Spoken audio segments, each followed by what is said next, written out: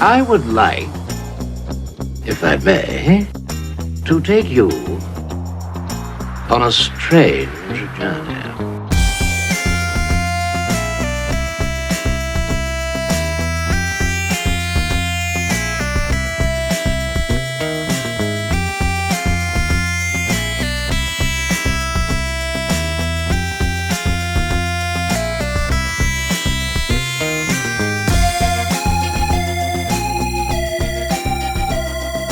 Hey everybody, welcome to the show. I'm Antonio, your host, and I have a very special guest, first-time guest on the show today. And I feel like I'm starting to poach guests from one of my favorite podcasts and favorite podcast guest, Scott of the Church of Tarantino. This is where I heard this particular podcaster and author. I got HB WALSH on the show. Welcome. Hello. Thank you for having me on. Acolytes forever. Acolytes forever. So I got to say, I'm a huge fan of your work. Wow. On Scott's show. Thank you.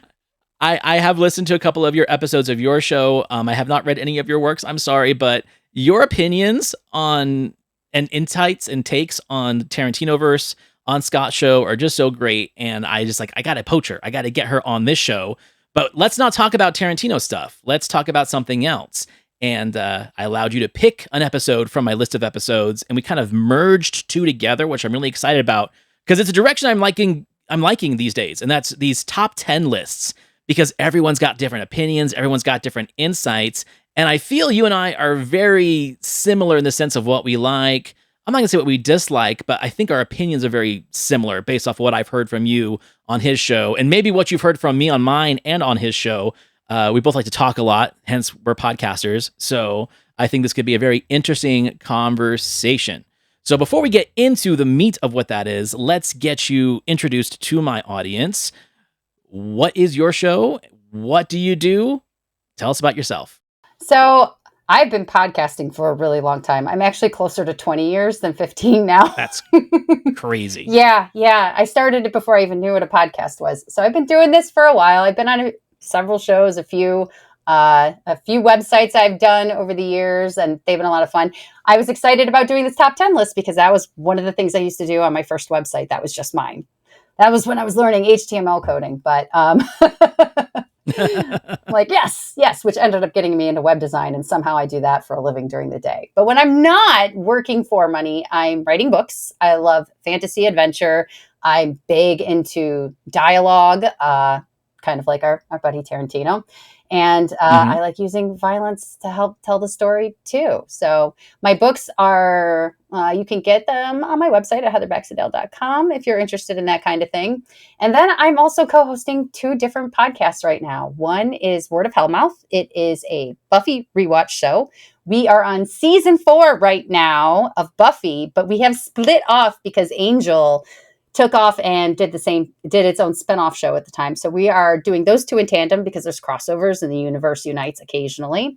So we are in season 1 of Angel right now. And that is a ton of fun with my friend Mark. And then last year, because I wasn't doing enough, I did another podcast, and this one is with my friend Morgan, and we talk about fantasy books, and we both read like crazy. It's so much fun. I'm having a great time. It's a lot of work, but I love it. That one is called A Pot of Wings and Filth, which is the one that I listen to. And that's the thing I think is really fun about podcasting is that you can literally podcast about anything, good and bad. Like there's good and there's the scary too. There is that thing that people are saying is like, oh, anyone can get on a microphone and speak these days. Yeah, anyone can. That doesn't necessarily mean that anyone should, but I will defend everyone's right to get on a microphone and say what they want to say. I can just choose not to listen. That's kind of where I exist, right? I'm not trying to shut anyone's podcast down. I might talk shit about them a lot, but for the most part, it's like, yeah, if this medium is almost practically free and open to use, then it is a good way to kind of at least work your brain. And that's one of the things I've always kind of defended is the fact that I think some of the most dangerous people in my life were the silent type. And so I think that in some ways, some of the people getting the poison out of their system on a podcast that practically no one listens to might not be a bad thing, right? Like, it's almost the same as like speaking to a guidance counselor or confession for some people. if you just got to get it out and that keeps you from doing dangerous things, then I'm all for it. I see people's numbers. You got 5 people listening to you. I'm not too worried.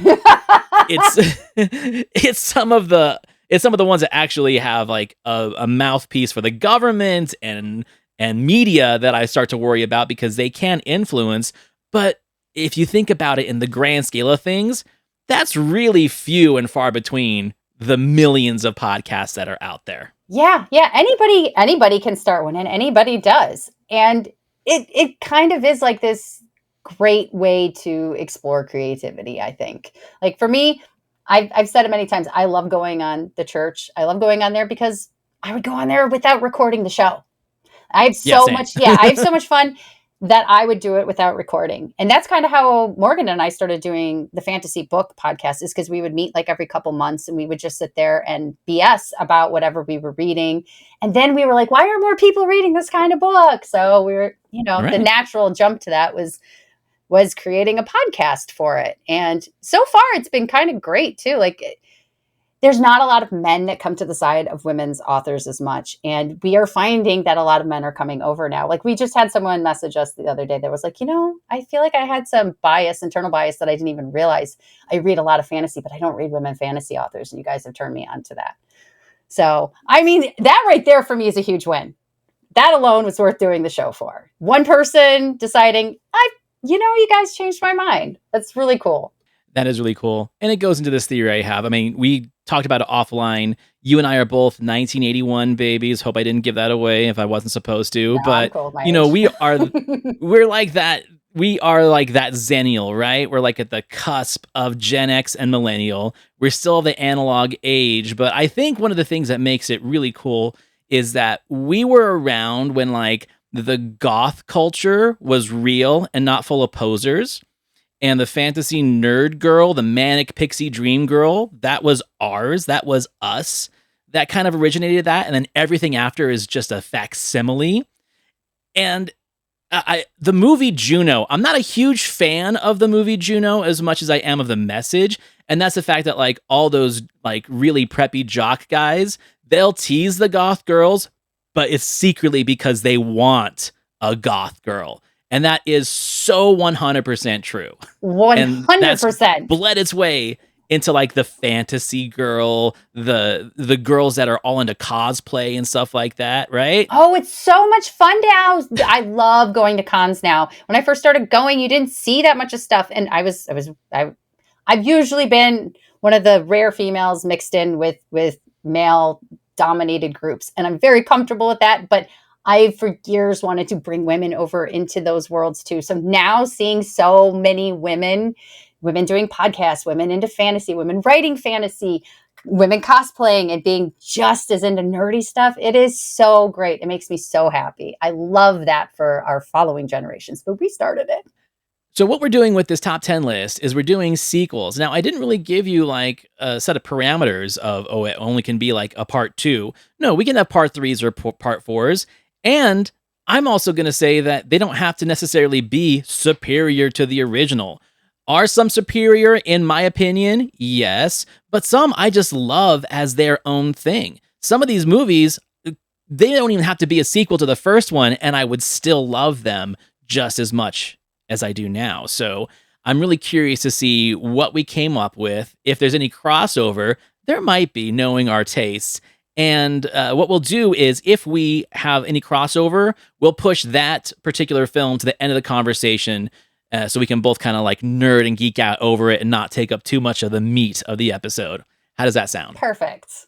Excellent. So, HB, since you are my distinguished guest, I'm going to allow you to go first with your number 10 sequel. My number 10 is Top Gun Maverick. I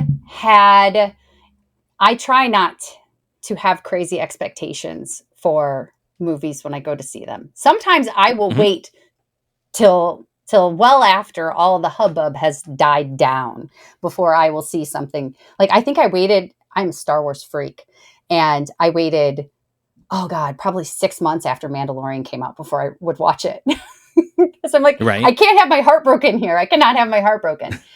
I grew up with 80s action flicks. my dad, both my parents, they were just movie people. So we did nothing but watch movies. Like many Zennials, we were raised by media. And Top Gun was one of the movies that was just on at my house constantly. And it is the epitome of Tom Cruise. So I love it. I love it. I love it. I all these like reboots and the like follow-ups for movies and TV shows that have been happening over these last few years. Sometimes they're really great, but sometimes they're not. This was freaking fantastic. It was so much fun, but it was also still totally and completely the characters. There were like all these lovely Easter eggs. Like Jennifer Connelly's character, she was Penny Benjamin. She was freaking Penny Benjamin. Like, how cool is that? That's such a silly little thing, but it was still a really fun movie. There was kind of like this, I feel like, playback of going through what he did when he was younger, but it's more of an homage than repeating the same story over again. I love that the final battle is totally Death Star scene. It is 100% Star Wars, the Death Star scene. We have to do it in this exact way. Going down here, we have to shoot it in the thing. Tom Cruise is Tom Cruise. He's spectacular in everything that he does. I know he's a bit of a wackadoodle, but I love him as an actor. And who isn't in this industry, right? Fair enough, exactly. But I've always loved him, and I love him in everything he does. But he is Maverick, and I love the moment that they gave to Val Kilmer to bring him back into it. I thought it was lovely the way that whole entire situation was handled. I love the new actors that they introduced to take over the franchise, and the way that they kind of said goodbye to him. Like, you're kind of like, I mean, it was a nod to us. It really was going, we don't make movies like this anymore. And I thought that, I thought that final act was going to be stupid too. I'm like, no, what are you doing? And then I remembered Tom Cruise hasn't ran in this movie yet. He must run, or it's not a Tom Cruise movie. So, but that final unnecessary act was so much fun. It was so much fun that I didn't care that it was ridiculous, and I totally accepted it. That was 100% in the vein of 80s action movies. I think that's what won me over. It's not in my top 10, but I got to tell you, it is probably the one legacy sequel that I hated the fact that I liked it so much. Like, I went in thinking it was going to be dog shit. And if, for one, legacy sequel, and it sat on the shelf during COVID, right? Like, they held on to that thing. We're not going to put it out on streaming. We're going to wait until people can go to the theater and see it. And at that point, I was like, okay, the hype is dead. And then it just boom exploded. And I agree with you 100%. It is one of the best legacy sequels ever. And it did not try to win new audiences. Like you said, it was Coca-Cola classic. It was exactly what we remembered and what we wanted. It was just the new coat of paint. And the fact that, I do not like Miles Teller and I do not like Glenn Powell, but I couldn't not like them in this film. Exactly. I like Glenn Powell now. No, he won me over with it. I'm like, okay, you sold me. We'll see with Running Man. If he can win me over in Running Man, then maybe I'll take everything I've said bad about him back a little bit. But yeah. All right, that's awesome. Not on my top 10 list at all. So good. No crossover on that one. All right, so for my number 10, I have 2010, the year we make contact, which is the sequel to 2001 Space Odyssey, directed by Peter Hyams, starring Helen Mirren and Roy Scheider and John Lithgow. And it does seem like a film that shouldn't exist, because I feel that back in 1981, 82, when it came out, the hype for 2001 was over, because we were right in the middle of Star Wars territory, right?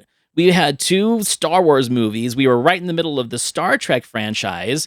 So it was weird that we would bring a sequel to such a esoteric and surreal Kubrick film that's known as the Kubrick film and actually play off really well. And it's well made. It's well acted. It takes itself seriously. It doesn't play with as much surrealism as 2001 did. And I think that's what makes it stand out, is that it's its own thing, but it exists in the same universe. And I don't hear a lot of people talk about it these days. I mean, the nerdy podcasts I listen to do, but other than that, I feel it's kind of under the radar in terms of sequels. I was just going to say, I think this is a great one because I haven't thought about it in years. I haven't either. And bringing it up, I'm like, I need to go back and revisit it. Yeah, Right. that's a fantastic choice. And it completely flies under the radar, but it did come out like there was so much like cool and bizarro sci-fi that was happening at that time too. Obviously Mhm. Star Wars was the apex, but yeah, that's a fantastic choice. And also so bold to take on anything that Kubrick touched. Exactly. Which there's going to be another one on the list. I'm sure people have already figured it out. But yeah, you don't generally make sequels to Kubrick movies, right? No. Especially if Kubrick wasn't involved. And so to do that, I think was very brave. And for the most part, Kubrick didn't necessarily endorse the idea when it was being made. In fact, there's this legendary letter of him kind of like sending Warner Brothers this big long letter of like, don't make this movie. But then like he saw some test screens and stuff like that, and he's like, okay, since it's not trying to be me, I kind of endorse it. And he gave him his blessing, as strong of a blessing you could possibly get from Stanley Kubrick. Let's just say it that way. Yeah, that's about as good as you're going to get. As good as you're gonna get, right? Indeed. Anyways, yeah. So if you haven't seen that one, go check it out. All right, your number 9. My number 9 is my oddball, and it's just a personal favorite. I grew up watching. We had no parental whatever when it came to movies. We were allowed to watch just about everything. There was Same. Yep. It was okay. This is on. You may watch it. Well, Gremlins was not like it wasn't advertised as such as being such a terrifying movie. But as a young little girl, that was the movie of my nightmares. That and Poltergeist there like wrecked my whole childhood. There were monsters under my bed. There were gremlins in my closet. They were everywhere in the dark. But I loved that movie still. I watched it over and over again, despite the fact that it scared me. Same thing with Poltergeist. So when Gremlins 2 came out, I was like, no, I don't know. And then it's in the city. I love this movie still. It's ridiculous. It's silly, but it's really funny. And I still watch it like once every couple years. This is the first year. My youngest son he's going to be 9 in less than a month. He now loves the first movie also. So I'm very excited for the holidays this year to show him Gremlins 2. And it does what sequels did, especially like sequels in that timeline. It does up the ante a little. There's more, there's bigger, there's higher stakes. They're in this building. You have different variants. Like you've got the spider one, you've got the one that can fly. My favorite is the one that likes to sing Frank Sinatra. But I love this movie for its nostalgia, for it being funny, and it's ridiculous and over the top, but it holds a personal place in my heart. Even if it's not the greatest movie, it is a favorite. I mean, it's my number 9 as well, so 100% we agree on that one. But I like it for different reasons. I like it because Joe Dante didn't really want to make a Gremlins sequel the way the studio wanted. They wanted just another rehash of Gremlins. And he's like, no, if I'm going to make a sequel, I'm going to make it my way. I'm going to make it the way that like I kind of wanted to make a lot of movies back when I didn't have the money or the clout to do so, where it's 100% self-aware. It knows it's a movie, right? Yeah, it's does. Totally meta, as kids would say these days. It's got commercial breaks. It's got a segment in the middle where they literally break the film. The Gremlins break the film, and you've got Paul Bartel of Death Race and Eating Raoul fame getting Hulk Hogan to yell at the Gremlins to put it back together. Like the self-awareness of it and the cultural relevance of it too. Like it comes out in the time where like they take essentially the two biggest weird moguls of that time, which would have been Ted Turner and Donald Trump, and they squish them together and make Clamp,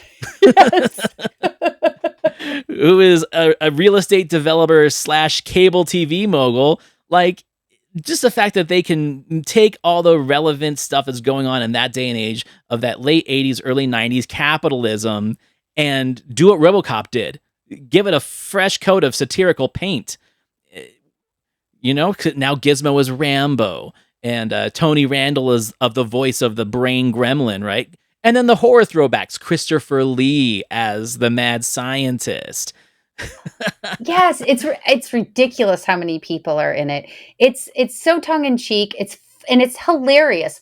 one of the things that I really enjoy about the original now is I look at the Gremlins and I'm like, man, they're just trying to have a good time. They're just watching Right. Snow White. I want to hang out with these guys. And Gremlins 2 really feels like I mean, yeah, maybe they're a little murderous and dangerous, but I still want to party with these guys.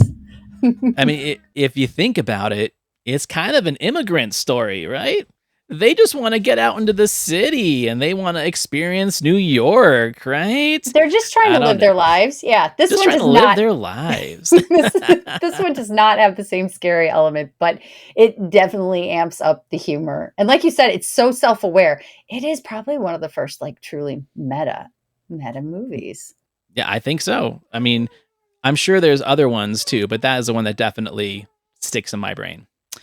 Okay, so since that was both our number 9, let's move to number 8. Oh, my number 8. I'm going into what my favorite horror series is, and my second favorite killer. My favorite killer is Michael Myers. He always will be. He's my boyfriend. He doesn't know it, but it's okay. One day he'll stalk me. I know. I'm just waiting for it to happen. No, my number 8 is Scream 2. I love the Scream series. The first one came out and it did the same kind of thing. It just completely shocked a generation. I am one of those people too who like to figure out the puzzles of movies. I latch onto pattern recognition and I'm immediately like, I'm going to solve the mystery of who the killer is. And I never even came close to guessing, let alone that there were 2 killers in the first movie. The second one just kind of expands on that. It's still clever. It's also self-aware. It's so self-aware. And it definitely makes you feel like you're in on the joke, but it's also still like legitimately scary. There's like really good tension there. You get invested in the characters. I mean, and this Timothy Bloody Oliphant in it at such a young age. I love how many movies from that timeline that Timothy Oliphant just pops up in. I have always loved him, but in particular this one. And then Mrs. Loomis is being one of the killers at the end of the reveal and still being 2 killers, because what are you thinking the last thing they would do is make 2 killers again, because that's predictable. So they double whammy you there. I love it. It's still fun. It's still fun and funny. And in this timeline too, I am not a Neve Campbell fan at all. I do not like her. I got burnt out on her from Party of 5 and all of her acting. I watched like 2 seasons of that show and I was like, why am I still watching this? And I decided I didn't like her or Jennifer Love Hewitt because of that. And then eventually I changed my mind, at least on one of them. I won't say who, but, but I love this movie. I think I've actually watched 2 more than I've watched 1, even though 1 is a better movie. Oh, see, I think 2 is a better movie. Oh, sweet. Yeah, we just talked about it. It's not on my list, but I'm a huge Scream 2 fan. On my Siskel and Ebert episode podcast, Back to the Balcony, we just did the first Scream, and my co-host and I both agree that Scream 2 is a better movie, but Scream original is like so important in the realm of like horror for the 90s and how it kind of rebooted horror. Oh yeah. And who like still, even today, it's almost shock. I don't know how many times I've seen the first one. It's still shocking to watch Drew Barrymore get iced that quickly. Right. Brutally. Right. Like the bait and switch is just a classic thing. What I love about Scream 2 is, for one, who doesn't love a college slasher, right? Exactly. And it does take so many of those college slasher tropes and moves it into, this satirical world that they build. And then again, one of the best cold opens of any horror movie, where Jada Pinkett Smith and Mekhi Phifer go in and they see Stab. I was saying I want to see a Stab franchise now. Like, show me that franchise on top of the Scream franchise. I just think that's brilliant. But yeah, 100% Scream 2 all day. And I have a hard time trying to recall which one I saw in the theater more times, because I saw Scream, the first one, in the Dollar Theater at least 5 times. I might have seen Scream 2 more. It's just because it is. Oh, that's awesome. Right. It's so much fun. Like I think that's the aspect of it and the rewatchability of it is because it is so much fun. And there is like true scares there while being funny. And I love so much to be able to laugh and be scared at the same time. And it's not easy to scare me either. I'm pretty desensitized from watching so many movies my entire life. but it also plays the jump scare. And I love that Ghostface gets the crap beat out of him constantly. Constantly. It's not like Ghostface is ever like the most powerful or clever or whatever villain. No, he's kind of a clumsy, like,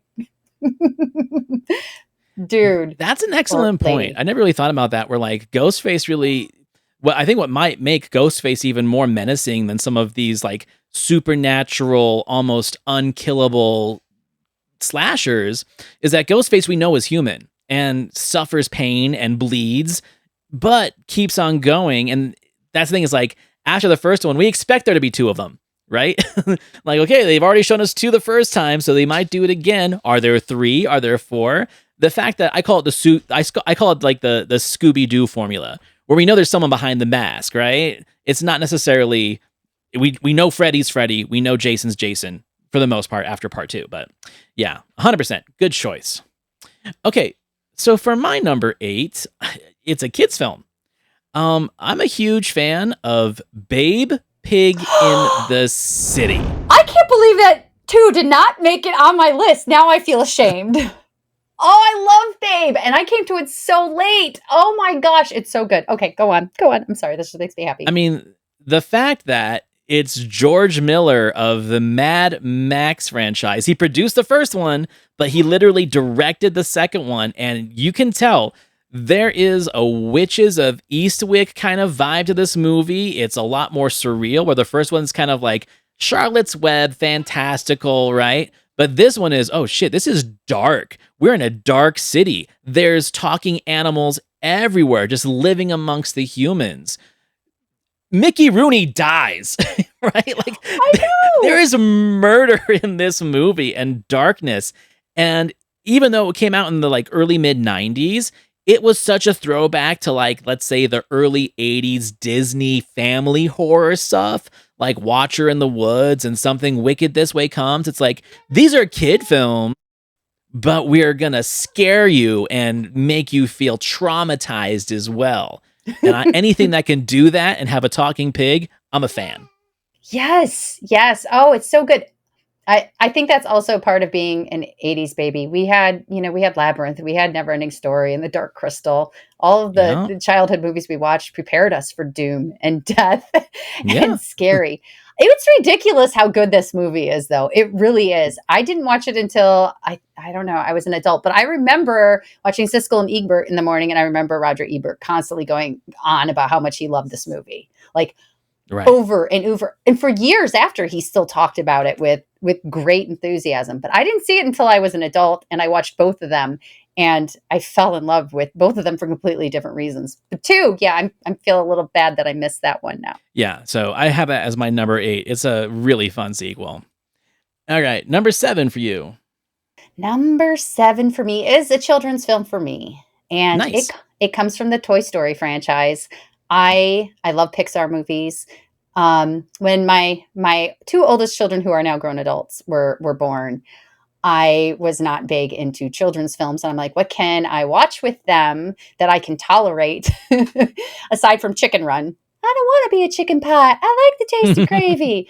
Like, what can I coerce them into like watching the grown-up stuff like I did when I was a kid, and right. kind of just ruin them too. And by then we had Finding Nemo and we had Toy Story. And Toy Story 2 for me it's actually my favorite of the entire series. I think it's also the best out of the entire series. I mean, the world expands a lot more. They get to leave the house, which you get to go on an adventure. We get to develop more character with Buzz in particular. I love Buzz's journey on this. It's delightful and kind of also sad. Like there's some like sincerely beautiful moments in the story, and also utterly hilarious. And Stinky Pete is a fantastic villain. He is. Zurg is a fun kind of just their antagonist. But I love that they all band together and all the toys work together to go save each other. It's like so many adventure movies we got to see when we were kids, but like all the jokes and all the little side things are all for adults. I love Pixar because Pixar has always done such a great job of making movies for kids and adults together. And that's a really hard thing to do. But yeah, this is my jam. I love this one, and I could watch it over and over and over. I have watched it over and over and over again, and never get tired of it. Yeah, I think Toy Story 2, I don't know. I love Toy Story 3, but I always felt that Toy Story 3 was a weird way to kind of like end the trilogy, if you would call it that way, because it's so dark. And Yeah. usually in the formula of trilogies, the middle one's supposed to be the dark one, right? And then the Yeah. third one's the light at the end of the tunnel. They mix it up, and I appreciate them for mixing it up a little bit. But I like what you said, where it is the most adventureful, right? There's so much getting out into the world in part 2, where part 3, so much of it is in the daycare center, which is essentially like the Temple of Doom, so to speak, right? Yeah, no, I agree with that 100%. one. 3 is so dark. I bawled my eyes out at 3, and I do not cry easily at all. 3 had me crying in the theater. I agree. And the mortal sin was giving it a 4th one, and they're giving it a 5th one, hopefully to make up for the 4th one. I would just say leave it alone. Like 3 was perfect. Like that trilogy was great. Why do you have to go throw a 4th in there and screw it all up? But besides money, it's money. Yeah, well, yeah. I did not hate the 4th one. And I also have emotional attachment to it. I took my 2 oldest children to it and then my youngest at the same time. And it was his first movie. So all of us saw it together. And it was this lovely bonding thing. So I had the emotional aspect of it attached to it. But I've watched it a couple of times since then. And it's not bad. But what I feel like it is unnecessary. Unnecessary is the best thing. Yeah. Yeah. It would have been cool if they did another Toy Story movie in the universe, but with different characters. See, I agree with that. I think that would have been, and you could have maybe had Buzz or somebody somehow come in and do like a little cameo or something. But yeah, we didn't need 4. 4 wasn't necessary. Yeah, we don't need a 5. It's like, okay, so the toys are eternal, but their voice actors are getting older and obviously sound older. So how are they going to work that into it? Anyway, that's not my problem because I'm probably not going to see it in the theater. I'll wait till it's streaming. All right, so for my number 7, I'm actually bringing the movie that I talked about a minute ago, another sequel to a Stanley Kubrick film. I put 2019's Dr. Sleep as my number 7. Nice. I'm a real big fan of that movie, and I had never watched the director's cut until last night because I knew we'd be having this conversation today. And so I watched the director's cut, and for the most part, I'm not a fan of director's cuts. Unless, like, the director himself says, this is my definitive version of it, I might agree with him. Like, do I like the James Cameron director's cut of Aliens? Not so much. I like the regular one. Same with the Ridley Scott one. Blade Runner, different story. Director's cut is the way to go. So I watched the director's cut of Dr. Sleep, and it's like 30 minutes longer, and it doesn't need to be. Because the first one I feel is so well-paced. It's a loose adaptation of the novel, but it really sticks more as a sequel to the 1980 movie. And I like that. I like that it sticks closer to that. I think Ewan McGregor is a good actor, but is often miscast. I feel that I really feel like he encompassed what Danny Torrance was grown up in this movie. It was kind of like a redemption piece for me because I was feeling really kind of wishy-washy with Ewan McGregor ever since the Star Wars movies, right? Like there was just something about it's like, why are they casting him in this? And it just really made a lot of sense to me. It's because he's Obi-Wan forever. Unfortunately, right? Like it's the same as the Superman curse. Once you're Superman, people kind of only look at you as Superman, you know? It's a hard thing to break out of. And especially when you're already emulating a very popular and well-known character and performance from Alec Guinness, yeah, it's even more so stuck in that perception. But no, the more I watch Dr. Sleep, the more I appreciate what it does. Mike Flanagan, I think that he is like one of the best things that happened to horror in the last, 10, 15 years. I love all of his movies.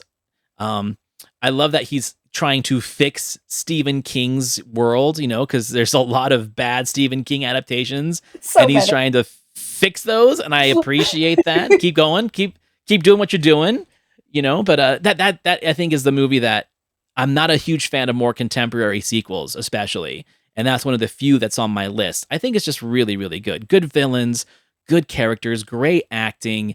And again, it's not a movie that necessarily needed a director's cut because I felt the theatrical cut did its job and did it well. What was different in that 30 minutes is a lot. What was different It's in the so much directors? more exposition, especially with the energy vampires, the steam vampires. There's just so much more dialogue and exposition for them, and then a lot more of Danny Torrance's inner demons, coming out. I feel like when you spend too much time with that kind of stuff, it takes away from the main story. Fair. Just like I'm not a huge fan. I'm sorry, I'm not a huge fan of the Lord of the Rings extended versions. I like the theatrical versions, Okay, now that's just blasphemy. We will fight. Well, I'm not saying they're bad. I'm just not a big enough fan of the Lord of the Rings to want Fair. all that extra stuff, right? Fair. I like fair. them as films. I don't really care about the lore as much because the film to me is what I wanted. Yeah, fair enough. I don't even remember what the theatrical cut of Fellowship looks like. You've only watched the... Yeah, I really don't. I can tell you both the Two Towers and Return of the King, but I have no idea what the theatrical cut of the Fellowship looks like anymore because it's been so long since I've watched it. But I'll listen to fair. all 4 commentaries with the director's cut, like the extended editions, multiple times every couple of years. So I haven't done that. Maybe I need to do that because I'm a big fan of commentaries, but also it's like, do I have 13 hours of my day to listen to? 100% worth it. 100% worth it. And literally listening, there's 4. There's 4 different ones. It's worth it. It's worth listening, at least to the actors and at least to listening to Philippa Boyens, Fran Walsh, and Peter Jackson. Those 2 are, it's incredible what they did to make the movie. I love behind the scenes stuff. I love finding out how things are made. It's one of my favorite. Too. Yeah, it's one of my favorite things. Some people think it ruins the magic. I understand. I get it, but not for me. I want to know all the nuts and bolts. I want to know how you did it. And it's one of the best ones out there, if not the best. Awesome. Okay, so number 6 now. Number 6 is Mad Max Fury Road. Let's put that on hold because that's on my list too. So we'll push that to the end of the conversation. How can Mad Max Fury Road not be on anyone's top 10 list, right? I know. That movie has some of the best rewatchability out of any movie I've ever seen in my entire life. It is so good. All right. Okay. We will push that one back. All right. So let's do my number 6 because I'm not sure if you have it on yours. I've got The Fly Part 2. Really? Starring Eric Stoltz, Daphne Zuniga. Sequel to the David Cronenberg film. This is a movie that I remember I wanted to see in the theater because at age 6, I saw the first one in the theater with my dad. He thought that it was going to be a mistake. I actually loved it, and it's been a favorite of mine. So when the sequel came out, for some reason, I didn't get to see it in the theater as a kid, but as soon as it was on video, I checked it out. And it's one of those where it's like critics hated it. It was a bomb, but I'm going to compare it to RoboCop 2 in the sense of it's in the same universe, but the tone is completely different, right? Where it is more of kind of a coming of age story, but instead of your first love and discovering life and all the secrets of the world, it's, I'm going to turn into a fly as soon as I start reaching puberty. And I love that. And then the whole last third act of it almost becomes a Predator/Alien film where he is now stalking this special units force inside this lab, alien style. He's hiding in corridors. He's reaching down and pulling people's skulls out. I think it's a great amalgamation of body horror, but also that kind of corridor creature feature horror that we were seeing with Alien and Predator, but still with a little bit of comical flair to it, right? There's some inside jokes, and I'm a huge Eric Stoltz fan. I love Eric Stoltz in the 80s and somewhat in the 90s. I think that if you couldn't find a mainstream actor to take a role, you gave it to Eric Stoltz and he did magic with it, right? Yeah. That's the way I always felt about Eric Stoltz. No, he's great. I haven't seen this in so long. I vaguely even remember it, but now you're making me think about it. See, now this is one of the reasons I love doing podcasts too. I get to go add a list of things to watch or rewatch. That's right. Pretty awesome. I love Eric Stoltz too, but I think you totally nailed it. He's kind of the filler guy, but he does great. He does great in everything that he does. Exactly. And all the main thing that people know these days is that he was the first Marty McFly and he was too serious, so they fired him, recast him with Michael J. Fox and made history. But for the most part, I feel like it was the opposite. If you couldn't get Tom Cruise, if you couldn't get Emilio, if you couldn't get someone like that, you put Eric Stoltz in the movie and it works and it's great. He does great. I also see why you wouldn't want to aim for him necessarily as your number one pick. I get both sides of it. Yeah, 100%. Okay. So I think we're now on to our number 5s. What do you got for number 5? This one has a lot of personal love for me. I started watching Star Trek when I was younger, just because my dad liked it.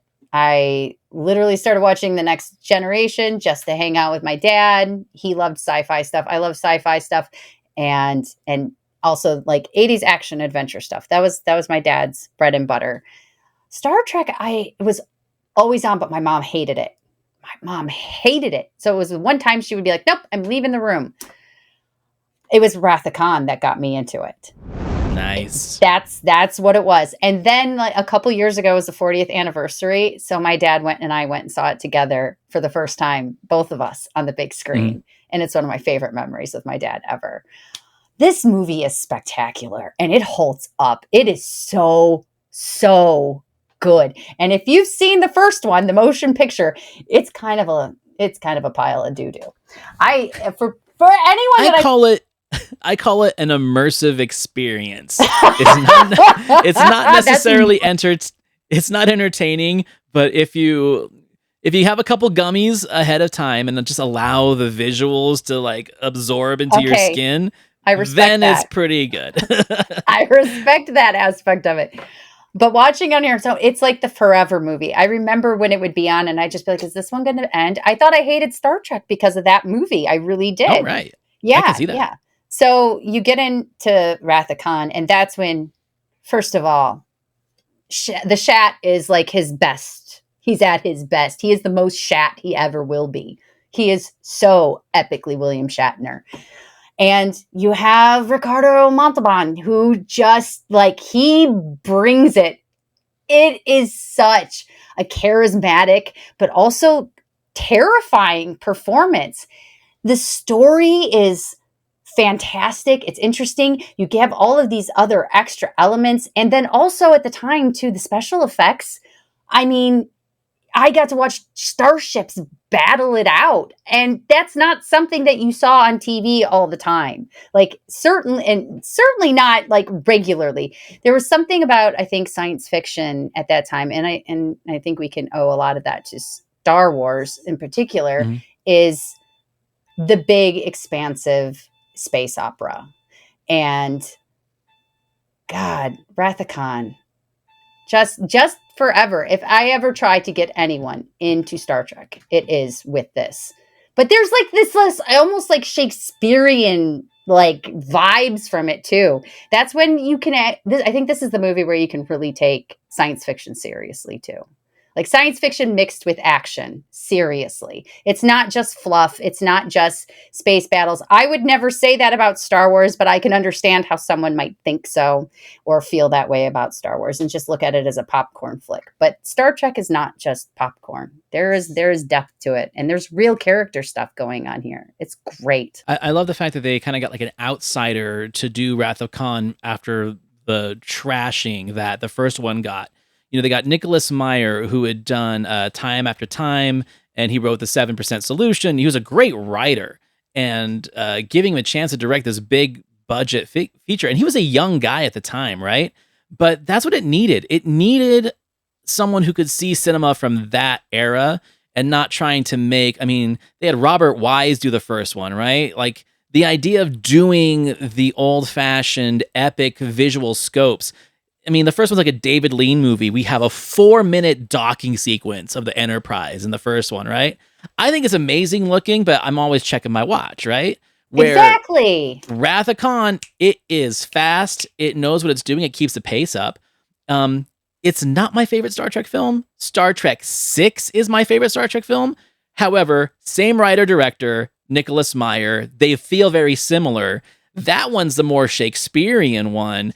I think that Wrath of Khan is actually more Moby Dick, right? It's the great white whale, and Khan is essentially Ahab, and I like that reference. They even make Moby Dick references in that. So yeah.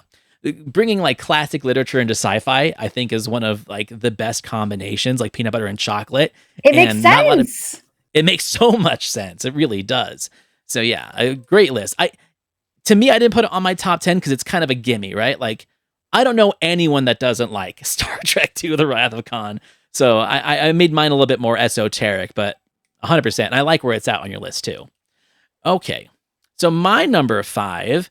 Okay, this is my trash pick, right? I've got a lot of trash favorites and some trash favorite sequels, but my favorite trash sequel of all time is Return of the Living Dead Part 3.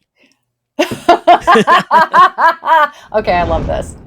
It's essentially the Romeo and Juliet of zombie movies, where we do have some throwbacks to Return of the Living Dead Part 1 and 2, but now we've taken an extra step where this kid is the son of a guy that works at the research facility that makes this, and he and his kind of gothy biker girlfriend, played by Melinda Clarke, break in to look at zombies, and she ended up getting killed in a motorcycle accident, and he uses a toxin on her to bring her back.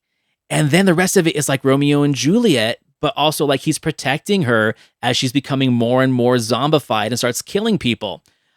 I love it. I love that movie so much. It is so off base of what the other zombie movies are.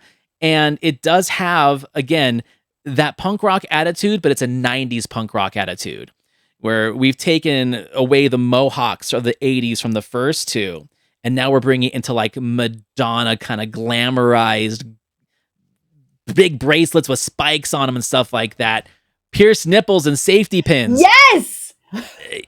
There's a reason why I have a thing for that type of woman in my fantasies, and she's like the perfect embodiment of it. And it's one of the best VHS cover arts of all time, where it's her just all safety pinned together, all gashed up, spiky hair. Oh, Be Still My Heart. Return of the Living Dead Part 3. Okay, this is kind of funny too, because my parents, they kind of just let us watch just about anything. Violence was a non-thing. Sex was a thing sometimes in movies. It just depended, like the line was Basic Instinct, which I still ended up seeing. But, Yeah, same. yeah, but one of the things that my mom drew a hard line at was like slasher movies and like really, really bad horror movies. I think I saw Night of the Living Dead when I was younger, but this is actually the first real zombie movie I ever watched on my own. Yeah. So I remember it with great clarity, watching it going, what am I seeing? But it was fun. And I laughed too. I laughed a lot. It's hilarious. I did not expect that. I expected to be terrified because I wasn't allowed to watch these movies. And like I said, I could watch just about anything. And yeah, it was great. I think I saw it over my friend's house. I think we had a sleepover, and I think we took her brother's copy, I think, if I remember correctly. Right. And I'm hard pressed to recall any kind of zombie erotica before Return of the Living Dead Part 3. It works for me. It's a winner in my book. It's a game changer, absolutely. All right, so now we're at number 4. What you got? Oh, I'm gonna go with the classic and go with The Godfather Part 2. I mean, I couldn't have this list without it. I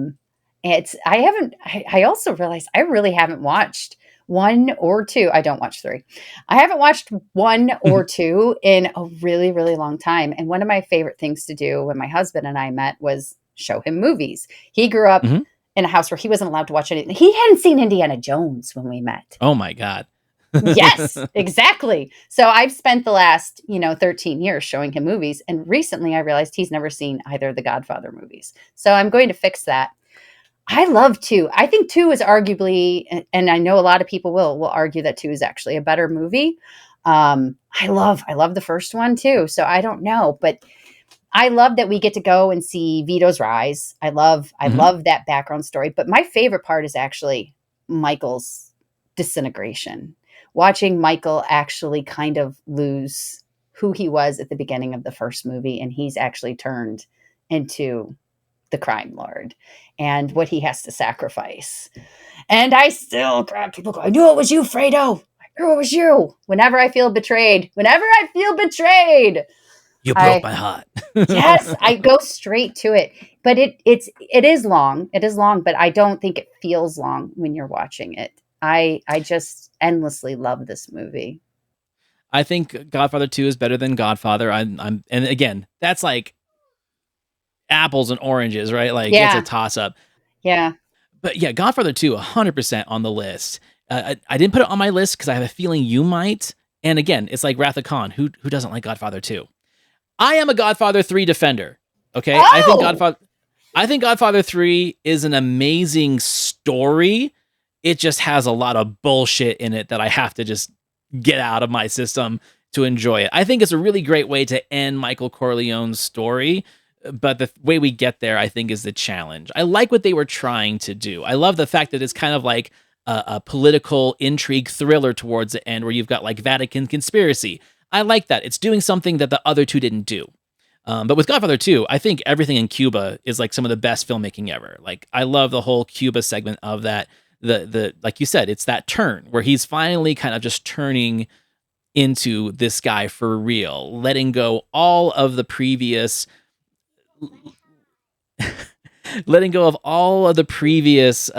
humanity that he was holding on to from the first one. And especially with that infamous scene of Kay telling him that, that changes everything. It does. And even though you know what's going to happen rewatching it, it doesn't alter the emotional impact at all every single time. And that's significant in movie watching, especially when you're like us, big cinephiles, when you rewatch a movie 100 times. Okay, so for my number 4, I'm bringing another unconventional sci-fi sequel. I'm bringing Stephen Hopkins' Predator 2. Yes! Oh, this makes me so happy. Oh, I'm delighted by this. I go to the mattresses with people over this movie all the time because people will say it's crap. I love it. I mean, you're bringing Predator to the city, just like we brought Gremlins to the city, right? I think that Stephen Hopkins is a much more visual director than John McTiernan is. John McTiernan does great action, but Stephen Hopkins does great sense of space and the idea of surrounding. Watching Predator 2 and then his film Judgment Night back to back, where he makes dangerous cities seem even more dangerous, I love that. The way he shoots cities is great. Danny Glover finally getting like a leading man role, not playing someone's sidekick or the bad guy or the partner, right? Leading man role. And who is his crew? Bill Paxton, Maria Conchita Alonso, and Ruben Blades, and then Gary Busey as the side villain. Get out of here. It is so good. And the world building where we actually get to see more of the background of the Predator and its kind of origins and how it bleeds into other things. The potential crossover of Alien, having the alien skull on the wall. Like, there's so much world building in Predator 2 that the first one doesn't have. That's why I think it's a superior sequel. I totally agree with you. The first Predator is one of my favorite movies of all time, hands down. Yeah, I'm not tagging on it at all. No. If I'm depressed, I will put Predator on and it immediately makes me feel better. 100%. I still love this movie. Actually, out of all of the Predator movies, this is my next favorite. It just really is. 2 is spectacular. And like what you said, with all the urban shots, it's so gritty and it feels so much more dangerous. Like it's almost visceral. Like even the scenes with a lot of times in movies when they're in a tunnel or something and there's water and there's always that dampness, it actually makes me really, really uncomfortable and I hate it. I love it in this movie. I love it when they're walking down the streets. I feel like I'm there. I can smell everything. And Busey goes full bloody Busey in it. It's so great. All the performances are spectacular. Danny Glover is just great. And yeah, there wouldn't be Alien versus Predator without this movie. Which right.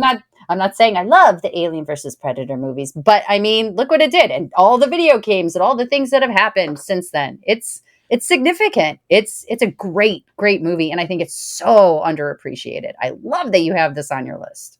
Where I defend the Alien versus Predator movies is, even though I'm not a huge fan of them, what they did do is they helped keep that franchise alive until people could improve on it, right? Yeah. They at least kept it going a tad. I think that it takes a lot of its influence in the way that it looks and the story goes from 80s anime. if you think about Oh. the characters and how dynamic they are, Bill Paxton being like the sleazy, slicked back cop, Ruben Blades wearing the little cap and having a very distinct outfit, the very strong female cop.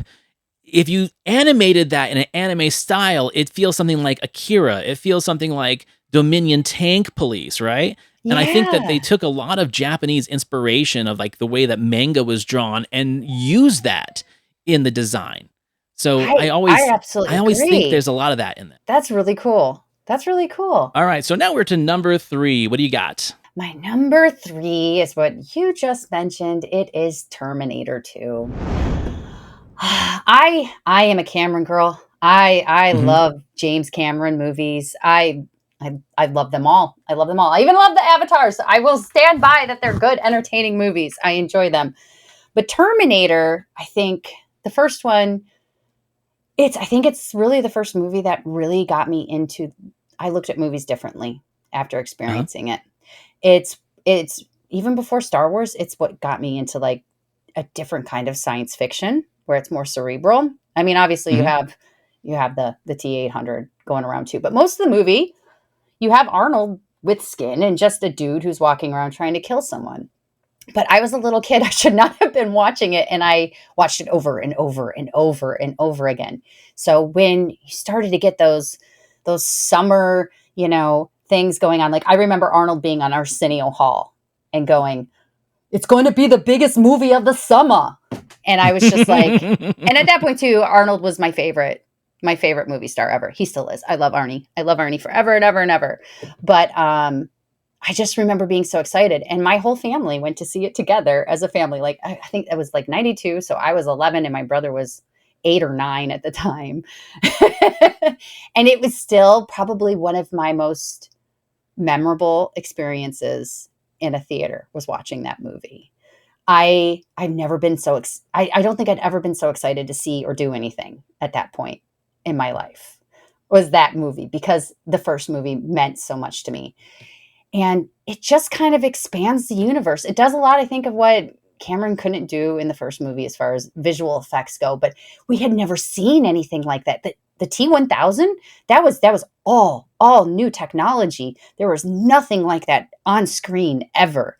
And how are you going to create a villain that's going to be comparable to our big bad Arnie? Instead of trying to make someone bigger and stronger and tougher, they were like, no, we're going to be clever about it. We're going to be smart about it. This is another one too with the director's cut. I like it. I like all the extra scenes. It's cool, but it's so much better without the director's cut. They don't need it. I Even agree. even the scene with Michael Biehn, which is nice, which is really nice, but it doesn't belong in it. It has some of the best pacing of a movie I've ever seen in my life. Right. It's Especially for endlessly, like a longer movie because it is kind of longer, yeah, but it doesn't feel long. It's one of those. it really is. And I think this is one of, and I know we had a lot of the 80s, late 80s and some of the early 90s movies where, Arnie's doing like Commando and Predator and he has the one-liners and stuff. But this one is different. He still has the humor and he's still like doing the Arnie stuff, but it's different. I love that it takes place after John's a kid. I usually hate kids in movies. They're usually just tools and they're just plot devices and they annoy me. John is great. He's absolutely wonderful as a character. I love the idea that we're not just here for the story, but also we're teaching the value of human life. There is like this, there's so many layers of things to gain from watching this. You can watch it as a superficial movie, but you can Mhm. see it as so much more. There's so many different things going on in it. And at the end of the day, I kind of, since I was a kid, I didn't even realize it, but I love badass moms. But because Ripley's my other favorite. But I think what I really, really enjoy is putting normal people in extraordinary circumstances and seeing what they do. Right. And like the fact that we don't need to see what happened to Sarah Connor between the first one and this one. We kind of understand what she's done and the sacrifices she's made to make sure that John knows how to survive this world, right? And that I think that's one of the best parts because it is kind of like a mother and son story as well. Cameron is to me the one filmmaker that really knows how to to supplement a movie with, let's say, political or sociological messages without sounding overly preachy, he puts it with entertainment value. I think Lucas in his older generations did the same thing. Like Star Wars was that way. I feel American Graffiti was that way. THX 1138 is definitely that way, where it's like you're able to take a political and social message of things that were going on at the time and make entertainment out of it. So you're not feeling like this is a just an overtly preachy movie and I'm trying to tell you a message. You get the message throughout the entertainment. I think Cameron's probably the best filmmaker at doing that. He's just one of the best entertainment directors of all time. And the big budget shit and all that stuff like that, I don't care. Like, if there's anyone you're going to give $1 billion to make a movie, give it to that guy. Thank you. That's what I will always say, you know? He might not have all winners, but he will definitely do the best that he can with it. I think one of the things about Terminator 2, especially like for people our age, and we're the same age, it's the first R-rated movie that I can think of that was definitely marketed to families. Yeah. Like, I remember the commercials saying, bring the family to Terminator 2 this weekend. And then when it came out on video, I think I had it was definitely a kid's movie. It might have been like Ninja Turtles 2 or something that had a trailer for Terminator 2 on it. And it had like this family, like a 5-year-old, a 10-year-old, a teenager. They're all eating popcorn. Like, yeah, Arnold. Like, they marketed it to families. The only other movie that I can think of where they are saying, hey, here's an R-rated movie that everyone should see was Schindler's List. And that was for a completely different reason, Yes. right? Not even it's like the same historical universe. relevance. I was in, I think, 5th or 6th grade when that came out, and they showed it to us in school, and I was like, God damn. Same. Oh, yeah. Same. Yeah. No, I think you're, like I said, I think you're right. I just remember it being everywhere. But also now looking at it too, I'm a little bit more reserved with what I show my kids and what age I did. But this one was like, you're born. Yes, you should watch it now. Yeah.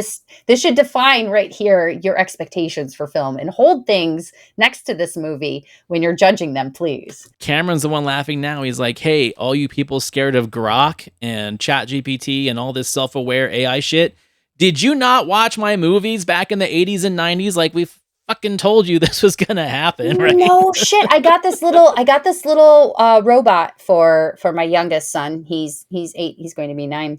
And a couple years ago, and it talks. It looks like it's like one of those Wall-E type ones, and It interacts. And you know what we named it? We named it Skynet, and we are really nice to it. I am so nice to ChatGPT all the time. I'm not stupid. I'm like, yeah, thank you. I always say please and thank you. Yeah, we say that to Alexa too. We're like, be nice to Alexa. Yep. We've seen subsequently since this film, we've seen plenty of AI things turn on their creators, but this one in particular, this was the first one to really drive it home. Yeah, you've seen Demon Seed, right? Yeah. I think Demon Seed might be like the first one that was like, oh shit, smart houses may not be the best thing, right? But T2 was definitely the big budget one that everyone saw. So, all right. Okay, so for my number 3, I like this one as a sequel. Texas Chainsaw Massacre 2. Oh. It is such a opposite direction of the first one. Where the first one is like very lo-fi, kind of takes place all in one location. The viscera of it is more like, okay, the jump scare. We don't see as much blood and gore as everyone thinks for being called the Texas Chainsaw Massacre. And I think Tobe Hooper was like, okay, you guys complained that it wasn't as gory as you thought it was going to be because it was called the Texas Chainsaw Massacre. All right, hold my beer. I'm going to make the goriest film up until Dead Alive, probably, that you're ever going to see. And you've got Dennis Hopper as a chainsaw-wielding sheriff, Texas Ranger. I forgot he was in it! Oh my gosh, I need to rewatch this too. Who essentially gets in a fight, like a lightsaber fight with Leatherface, but with chainsaws, right? You've got all these great new crazy characters. You got like the guy with the aluminum plate in his head. You've got the crazy dudes at the beginning in the truck who get cut in half and it's just gushing and gushing blood. And there's a cool Oingo Boingo soundtrack to it. Like, it's really the next step in this kind of like punk rock attitude of horror films. And people hated it, right? People hated it at first because they Yeah. didn't get it. And I think over time, the appreciation of like, oh, he's doing something totally different with it. And it was just a little too ahead of its time, a little too self-relevant, where it was a horror slasher comedy. Peter Jackson definitely took note because there's so much of Texas Chainsaw 2 in Dead Alive that it's not even funny. So yeah, I think it's a very seminal sequel for horror movies. Didn't get its flowers back then, but it is a massive cult favorite now. I think that's one of the best things about the horror genre is that I think it's a little bit braver than probably any other. It's willing to jump the shark and try new things. And in series and franchises, it does usually up the ante Mhm. each one that you go in. Like even Jaws. Even Jaws does that. It's kind of fun in that aspect because you have some anticipation. Even if it's a different kind of movie, you're anticipating everything to be a little bit crazier than the one before. I don't remember. I like I said, I got to horror movies much later in life, and I remember I was working at Blockbuster when I saw this one because Mhm. I hadn't seen Texas Chainsaw Massacre either. So Mm. I was 18 or 19 when I saw these, and I think yeah, I think I went through at least the first couple of them, and I think I did an all nighter and watched them, if I recall correctly. Yeah, I think it's definitely one to throw on the list if you haven't That's seen it. cool. And this is my thing about horror movies too. I think that the longevity of horror movies as a medium of physical media is probably the best genre, right? Like Yeah. the rewatchability of some of these things, or the fact that like, have you seen this scary movie? So and so's got a copy. Let's go to his house. I never cared about going to someone's house to watch Star Wars because I had Star Wars. I didn't care about going to someone's house to watch Indiana Jones or Back to the Future because everyone had those movies.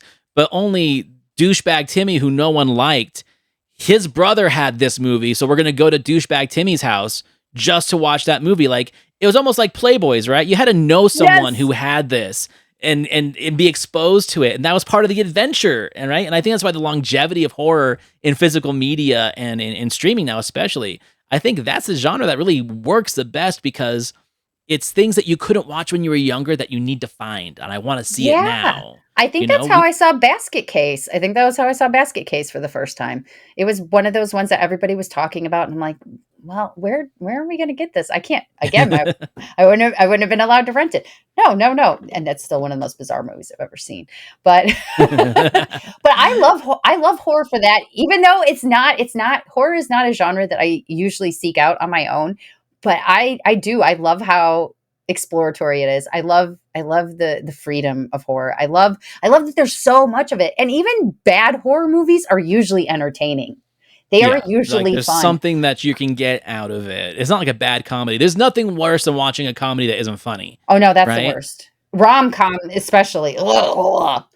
I can watch a bad horror movie and laugh at it because of what it's trying to do, but doesn't get to do because of budget or whatever, right? Exactly. There's something kind of yeah, there's something kind of really cool about it. I agree. That's cool. All right, we're coming down to the end. We got number 2 now for you. What's your number 2? Okay, so like my 3, 2, 1 are all on my favorite movies of all time list. So Hey, that's cool. That's cool. yeah. It's a good way So to get to know I you. yeah, so I couldn't leave them off. All right, like I said, we didn't have religion in my house growing up. We had Star Wars. We had the Mhm. Force. That was it. That was it. And my dad was not one to watch movies over and over again, but when it came to Star Wars, if it was the weekend, he would lay on the couch and fall asleep 5 minutes into either A New Hope, Empire Strikes Back, or Return of the Jedi. Strangely enough, Return of the Jedi was the one that I think got played the most, and Empire was the one that got skipped. But Empire, yeah, right? Uh, Empire's obviously the best. And if anybody wants to argue that, I will draw blood. It's the best. If it's not your favorite, that's fine. But it is the best. But it's also my It's the favorite. best. It is. Yeah. It is. It does actually veer off from the first movie. You get to learn more about the universe. The first one is really just like kind of it's Luke's origin story is what it really is. And it's great and it's wonderful. And we get to have the whole Obi-Wan thing and we get to find out Vader is definitely the scariest MFer ever in the entire universe. But 2, we do get to see more. We get to have the whole Han and Leia thing. The beginning with Hoth is great. It's still so good. Hoth is amazing. And it's also funny and kind of scary. There's this great pacing. You don't think in the beginning, too, that everybody is going to have to leave right away, that there's all this inherent danger. We get to meet Yoda. We get to go to Cloud City. We get to meet Lando. We get to meet Lando. It's wonderful. And yes, we get the big reveal at the end, but there's also the showdown between Luke and Vader before Luke is ready. And it's just so great. We get the Minox because you're inside the damn worm. We're going to go into the asteroid field. Han Solo ruined me for men. He just did. He just did. Every man from here on out after meeting Han Solo as a young girl, just, they could never live up to him. And it's like, you'll do, but you're no Han Solo. Exactly. Well, Harrison Ford in general. I actually say that I have 2 writing sides. One is my Drusilla side, and she's my creative side. And the side that keeps me on task is Han Solo or Harrison Ford, because he's always pointing at me and telling me what to do. And I will listen. I will listen to Harrison Ford. You're like, yes, Daddy. Exactly. Yeah, it's such a good movie. And I'm not exaggerating when I say I've watched hundreds and hundreds of times, and it doesn't lose any of its joy. I don't remember my first reveal of Vader being Luke's father, but there was nothing like that had ever happened in a movie at that time. It was just so wild and crazy to have the big villain be your dad, especially after Obi-Wan said, well, Darth Vader destroyed your father. You know what, Obi-Wan? You could have given me a little more details there, you asshole. You grumpy old bastard. Yeah.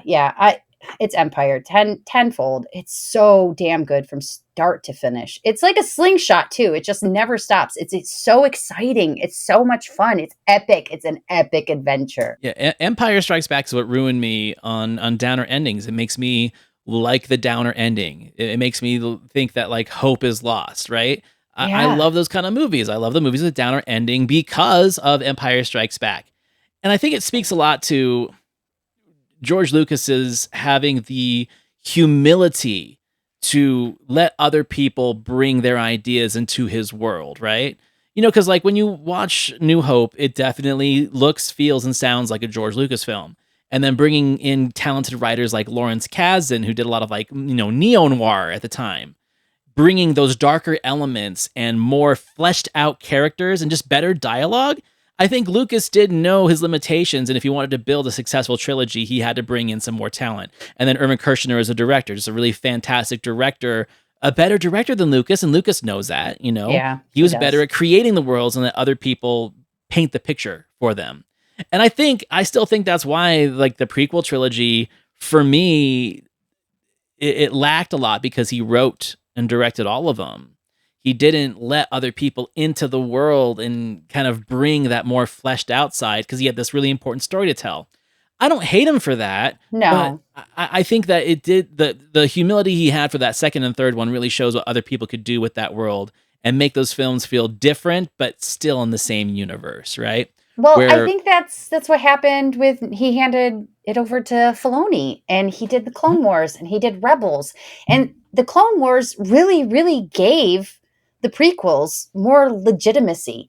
It made them, it's what we should have seen, those pieces in those. And we missed out on quite a bit because the stories are still good. Like, I go back and watch them. I still feel like if we took the fucking pod race out of Phantom Menace, it would be one of my favorite movies ever. I unapologetically love the shit out of the Phantom Menace. Menace. Yeah, I think my brother and I, well, first of all, it was the first Star Wars movie I ever got to see in the theater. So I think my brother and I saw it 4 or 5 times together. I for sure saw it twice. And the first time I saw it, we skipped school to see it.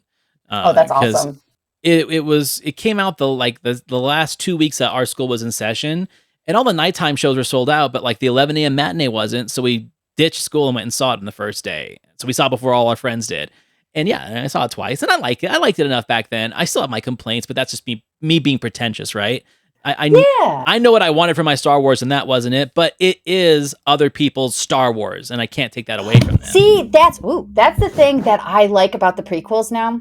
I did not love them the way I love the OG trilogy, but I now that all the years have passed, I appreciate them for what they are.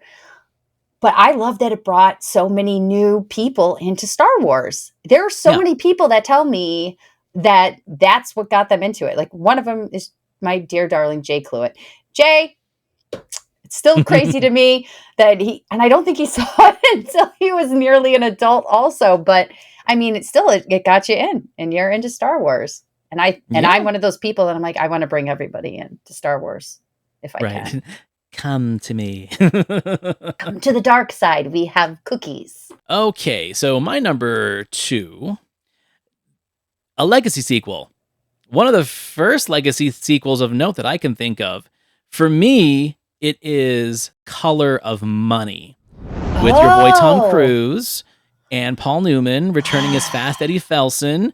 It was about 20 years after the original, The Hustler, and a lot of people didn't know it was a sequel when it came out.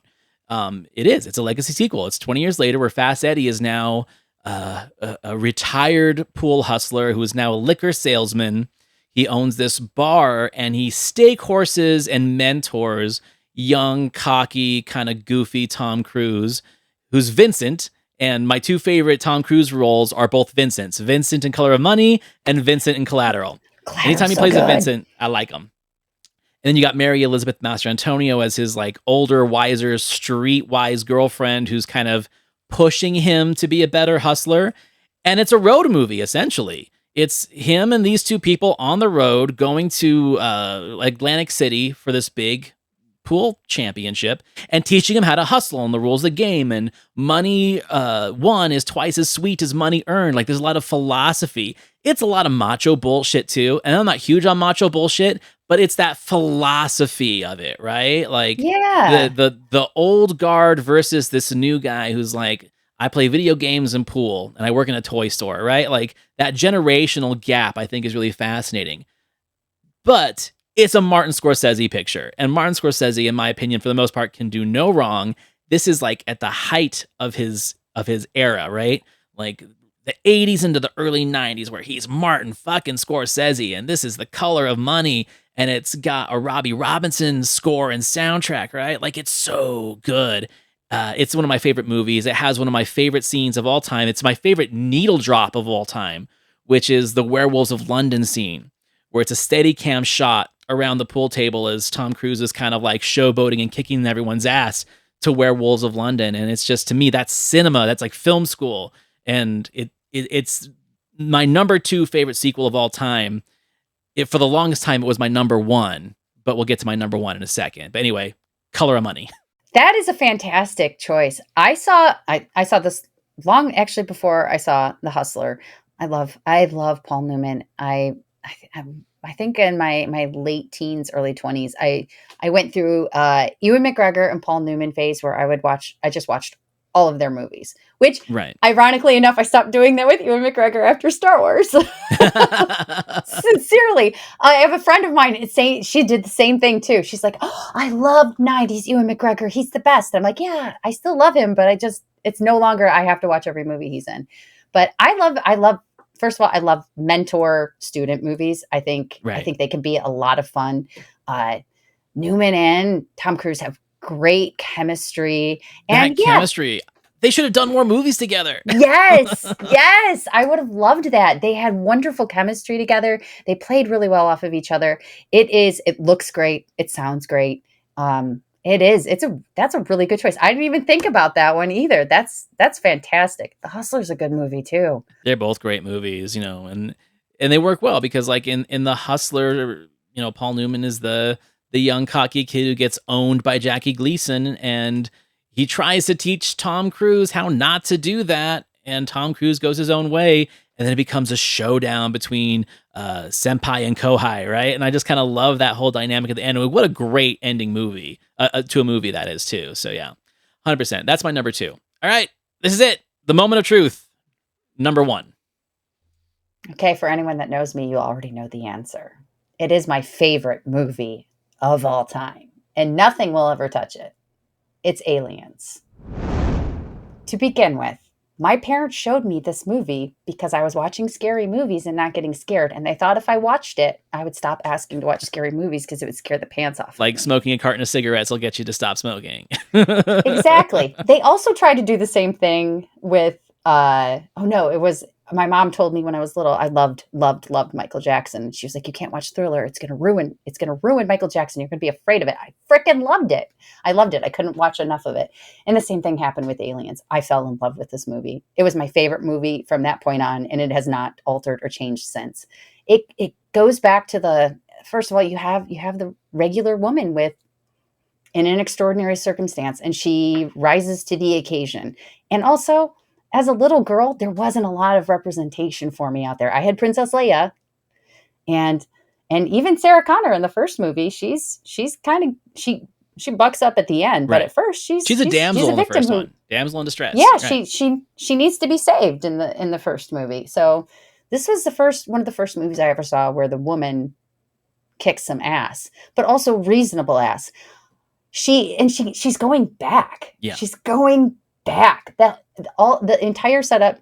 This is one where I love the director's cut, but the original is better. But I love the director's cut. You get a lot of really cool stuff in there. Like you get to learn more about her daughter that passed away because she'd been out in space for so long, which also makes that relationship with her and Newt make a lot more sense. That's the biggest missing piece of the theatrical cut. The theatrical cut still works really well, but the mother-daughter dynamic, because of what happened to her daughter that we find out in the director's cut, I think is such a crucial thing to make the story work even better. I think the director's cut footage in the first half of the movie is very well warranted. It's the last half. I'm sorry. The auto gun scene that goes on for 10 minutes is just, I skip it. It's just too much for me. It's too much bullshit. It's cool the first time to see it. It's kind of like some of the Terminator 2 stuff. It's cool to see, but it really doesn't do anything for the actual movie. Right. And then it repeats itself later because you've got him counting down the rounds, and then 20 minutes later, you've got them counting down the meters before the things get to him. You get 2 countdown moments in like a half hour, and that's just, it doesn't work. The flow is off, right? That's why I like the theatrical cut better. But man, you're right. Like the first half of the director's cut really makes the story work better. It gives us insight to why Hadley's Hope is not responding. It gives you the answer to why Newt is running away and what happens to her family. And yeah, it's a tough one where it's like, man, I love the first half of the director's cut, but I just want the rest of it to be the normal cut. Yeah, exactly. 100% that.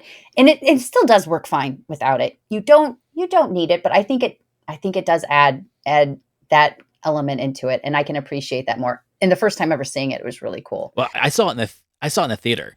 I have a blog about it. One of the first things I ever put out on my blog and podcast back in like 2020. I got to see this on the same day as Flight of the Navigator. So holy crap. My dad and I used to have this thing where we'd movie hop, right? Like he would take me out of school for a doctor's appointment, and I'd get to pick a movie, and then he'd pick a movie.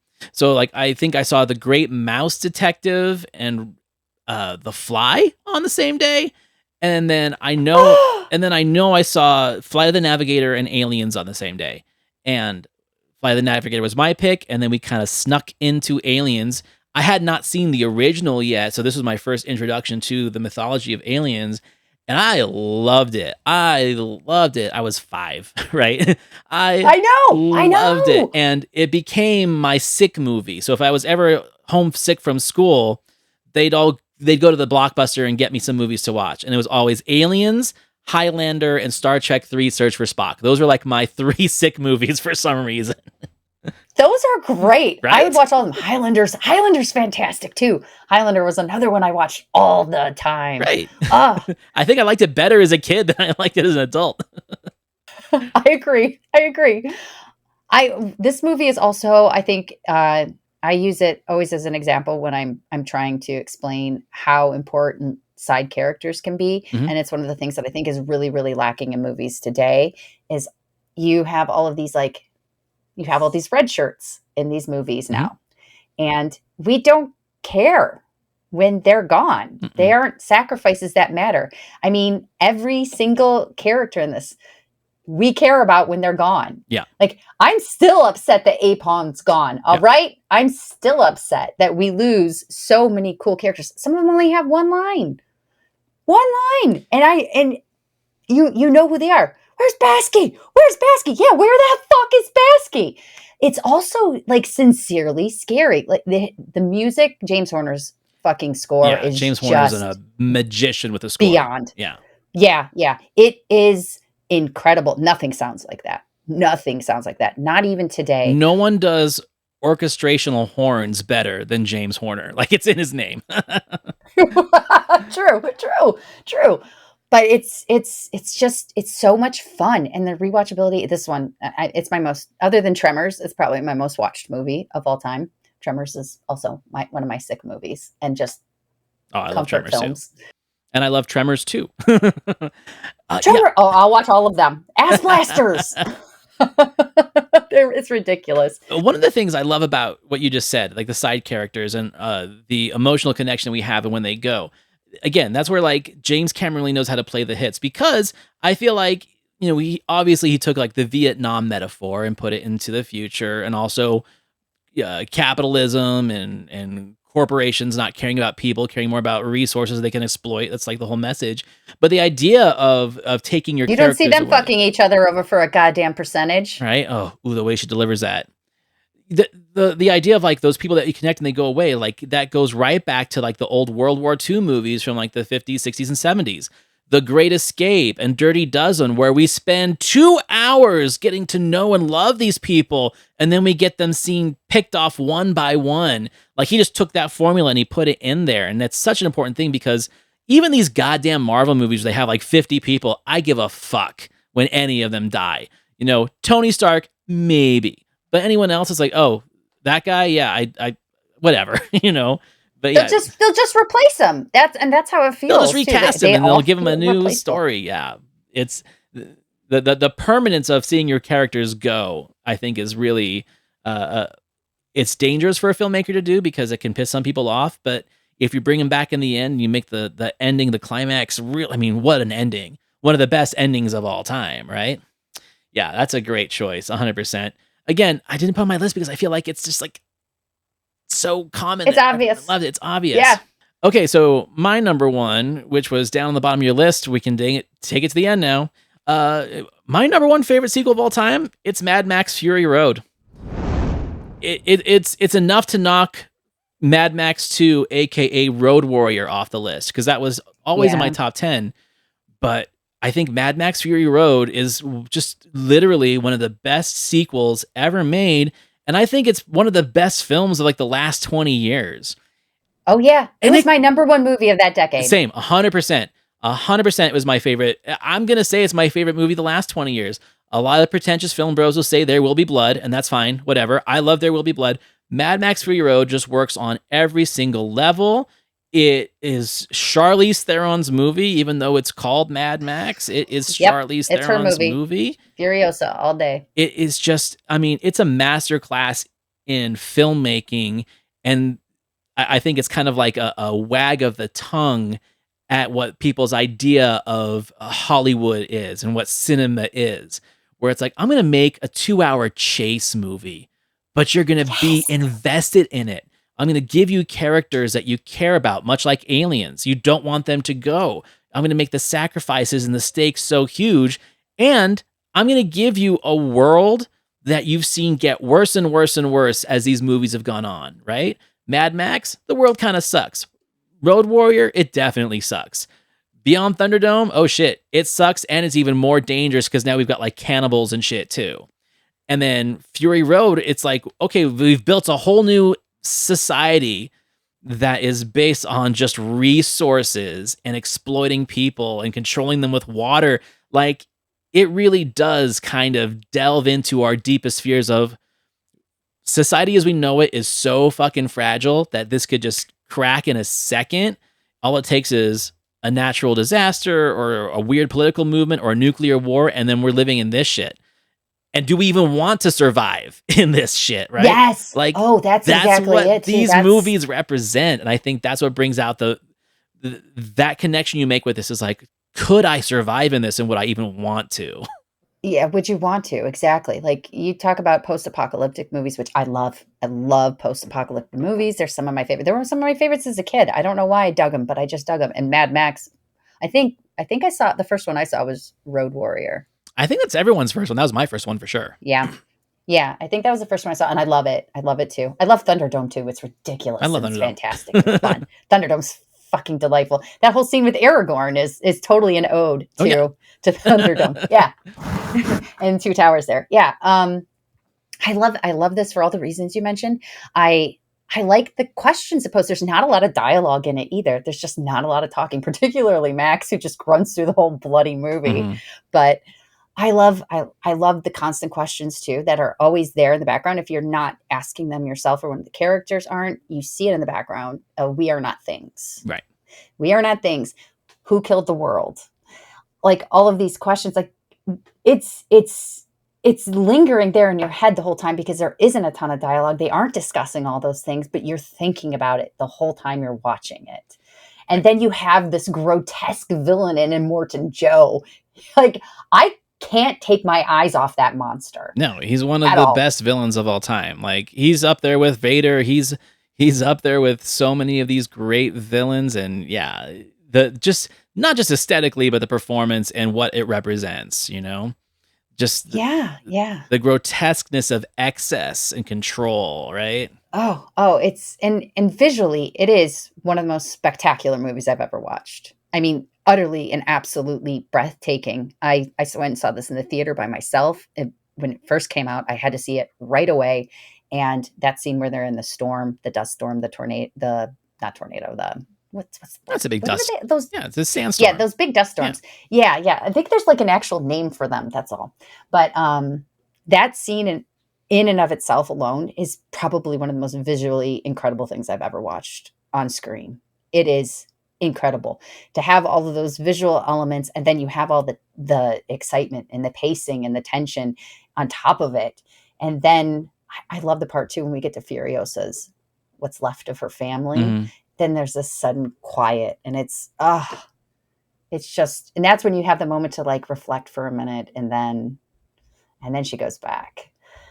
But like you said, it's like the world, it feels like there's no hope in it. Right. In most of these movies, you get some form of like goal or something that you're aiming towards, and there really isn't here. There's just, we need to escape. We need to escape. We need to get away from this. There has to be something better, and they find out there's not. Right. No, it's probably one of the most nihilistic movies ever made, but it's so entertaining that like it hits you differently, that you're too busy watching what's going on with all the special effects and all just the pulsating music and how much octane there is in this movie, that the nihilism, it sits with you, but it doesn't necessarily take you over. And the fact that, okay, it's a feminist movie, right? It is 100% a feminist movie. A lot of people complained about that, or I don't want to say like they turn their nose up at the movie. They try to say, oh no, it's a Mad Max movie. It's Max's movie. Like, no, it's not. Like, that's part of the whole idea of it, is that in the future, especially, right? In this post-apocalyptic future where definitely women would be resources more than actual people, that's the whole point of it. And we are not things. Like, there's so much under the surface of this movie that I think cinematic fanboys don't see, because they're too busy looking at all of the special effects and all of the cool cars and muscles and bullets. But it literally is a movie that speaks to everybody, and everybody can listen, or everybody can just like pay attention to the one thing that they stick with. It doesn't change the fact that it's an amazing movie. It's true. And what you said about it being feminist, that's true too. But also there's the aspect of owning another human, and the idea of, you can't contain a person. People will always do whatever they must for their freedom. More, I think, inherently than anything in all of us. I think it's why it's such a relatable theme that we see in movies time and time again, is exactly that, is what people will sacrifice and what they'll do just just to gain their freedom when you've been under the thumb or under the boot of someone for so long. You can only back people into a corner for so long. All right. And we're living in it right now. I know. I know. Yeah, we'll see how it turns the out. apocalypse I was preparing for in the end, I was really hoping it was zombies. I was totally ready for zombies. I can do zombies. I can fight zombies. I can survive in a zombie world. I'm not ready for this one. I've been saying lately is like my problem with the world these days, and it's not just the United States, like all the countries that are going through the stupid stuff right now. That's it. It's like I thought that the end of the world wouldn't be so dumb. I didn't think it would be so stupid. I was like, it's going to be a virus. It's going to be these Boston Dynamic AI robots becoming sentient and killing us. Like terrifying. They're terrifying. It's like, if we're gonna end, let's end fucking cool. Let's not be so stupid about it. But oh well, I digress. No. We're idiots, and we've had all of these movies and all of these stories for years giving us cautionary tales, and we've neglected to notice. Heck, look how long it took people to realize that Homelander was the bad guy. Like, right? People that thought Homelander on The Boys wasn't a bad guy. Like that to me sums up exactly where we're at right now. So yeah. Well, at least we have movies to keep ourselves distracted and entertained and numbed by as the world collapses around us, right? And I think we picked some great movies today. I think we only had one crossover, right? Yeah. That's cool. That's so cool. 19 films that we have between us. 2. We had Gremlins 2, which I did not think would be one, which that makes me happy. Yep, Gremlins 2. So 2 crossovers. Awesome. That's a lot of fun. Okay, well, I really enjoyed this episode. I love hearing other people's top 10s, and looks like you've got some movies to go back and revisit. I've definitely got some movies that I need to go back and revisit, and yeah.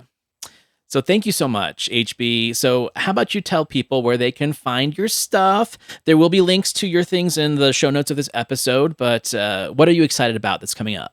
All right. You can find me and all of my goodies at heatherbaxendale.com. My books are there. My podcasts are there. We just started on Word of Hellmouth. We just started season 4. So we are only 2 episodes into Buffy season 4 and 2 episodes into Angel season 1. It's really, really fun. It's a good time. Mark and I are loving the whole rewatch thing. The Buffy is like this nostalgia return. So we're looking back as adults watching it now, as opposed to how we experienced it as teenagers. And Angel is actually like an adult show that's this whole noir detective thing. So it's totally different vibes and lots of fun. And I'm enjoying that we're contrasting, comparing the two while they exist in the same universe. On Pot of Wings and Filth, we'll be coming up with, and we'll be doing the end of the year, our favorite books, which is going to be ridiculous because I've already read 176. I'm in big trouble. Oh, no. I don't know how I'm going to narrow it down. I do a lot of audiobooks while I work, too. A lot of those are audiobooks. And I don't sleep, so I read. And right now, I am literally finishing the first book, the first manuscript to a sci-fi trilogy that I've been working on. And it has a lot of Mad Max referential stuff and video game stuff too. Like I've given my characters the most ridiculous video games. Like I have Colonel Jack Solaris and Catria Ventress and Major Talon Atlas. It is ridiculous. It's over the top intentionally. And then I've been kind of purging all of my political frustration into the worlds. So. There you go. Awesome. Well, I can't wait to look into some more of that. And people, please follow the links in the show notes and check out her appearances on the Church of Tarantino podcast. That's how I found her. It's a great podcast, and she's got some great insights. And that's what I always tell Scott is like, I never did a Tarantino podcast on its own because I feel that I would run out of things to say because all I ever do is talk about Tarantino anyway, right? Yes. But that's why it was so great to like have a guy like him who has a show like that where I can come every couple months, purge all my Tarantino stuff, and then get back to all the other things that I was doing. And Scott does most of the work for us. He does all the research. He does the research. And he has a very good skill of not being the asshole of the show. He lets his guest be the asshole. So then we know that Quentin's actually listening now. It's like, oh, great. That means he heard me talk bad shit about Quentin for 20 minutes, even though I still love the guy. But you know what? Sometimes you hurt the ones you love. The first thing I had to do when I found out that he was listening, I don't always go listen to myself. I can't stand the sound of my own voice. Lots of podcasters have this issue. It's kind of weird, but it's true. is I went back and I started listening to my episodes to see if I said anything really, really embarrassing. Apparently it wasn't. My episode on the Tarantino-esque of Hard 8 was the last episode that aired before Quentin gave him the invite. So it would have been the last episode that anyone heard. And I'm the ones that said, like, oh, thanks, Quentin, for putting every scene of a movie in the 90s starting a fucking diner because of you, blah, blah, blah, blah, blah. And I'm like, oh, great, now he's listening to that, too. Anyways, go listen to those. They're a lot of fun.